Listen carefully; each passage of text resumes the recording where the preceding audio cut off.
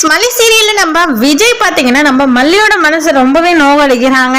நம்ம மல்லியோ வெண்பா வரணும் அப்படின்னு சொல்லிட்டு ரொம்பவே போராடிட்டு இருக்காங்க. பூசாரியை போய் சந்திச்சு இந்த மாதிரி பரிகாரம் எல்லாமே செஞ்சு முடிச்சிட்டாங்க. இதுக்கப்புறம் நம்ம வெண்பா கிடைக்கிறது மட்டும்தாங்க. இப்போ நம்ம மல்லி ரொம்பவே விருதத்தை ரொம்பவே கடைப்பிடிச்சிட்டு வந்துட்டு இருக்காங்க ஒரு ஒரு விஷயத்திலையும். ஆனா நம்ம விஜய் இது வரைக்குமே நம்ம மல்லியை நம்பல. நம்ம மல்லியோட மனசை ரொம்பவே நோக்கடிக்கிறாங்க. இது இந்த ராஜேஸ்வரியும் அதுக்கு தகுந்த மாதிரி இப்ப நம்ம மல்லியை வீட்டை விட்டு வெளியே அனுப்புனாதான் அனுப்புன மாதிரின்னு சொல்லிட்டு எல்லா முயற்சியும் செஞ்சுக்கிட்டே இருக்கா இந்த ராஜேஸ்வரி. என்னதான் செஞ்சாலும் நம்ம மல்லியை இந்த வீட்டை விட்டு வெளியே வரட்டவே முடியாதுங்க. நம்ம மல்லி நம்ம வெண்பா இருக்க இடத்த கூடிய சீக்கிரத்துல நெருங்கிடுவாங்க. ஏன்னா இப்ப அந்த நர்ஸு கிட்ட நம்ம வெண்பா நம்பர் சொல்லிட்டே இருந்தாங்க. கடைசி 2 நம்பரை மிஸ் பண்ணிட்டாங்க.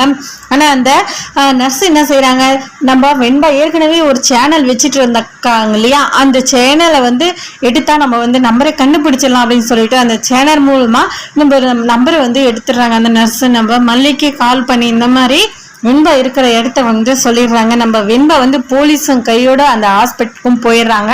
அங்க பாத்தீங்கன்னா அங்க இருக்கிறாங்க இல்லையா, அங்க வேலை செய்யறவங்க நம்ம மல்லியை பாத்துடுறாங்க.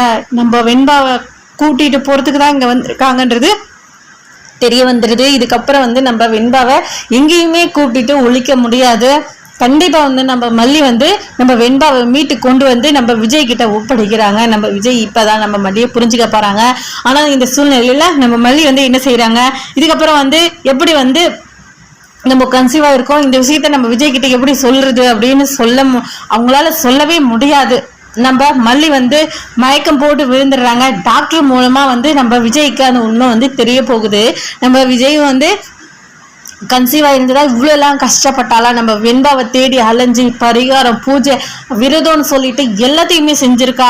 இவ எவ்வளவு பாசம் வச்சிட்டு இருக்கா. நம்ம தப்பு பண்ணிட்டோமே, நம்ம மேல நம்ம மல்லி மேல ரொம்பவே கோவப்பட்டுட்டோமேன்னு சொல்லிட்டு அப்பதான் நம்ம விஜய் யோசிச்சு பார்ப்பாங்க. அதுக்கு முன்னாடி கண்டிப்பா யோசிச்சு பார்க்கவே மாட்டாங்க.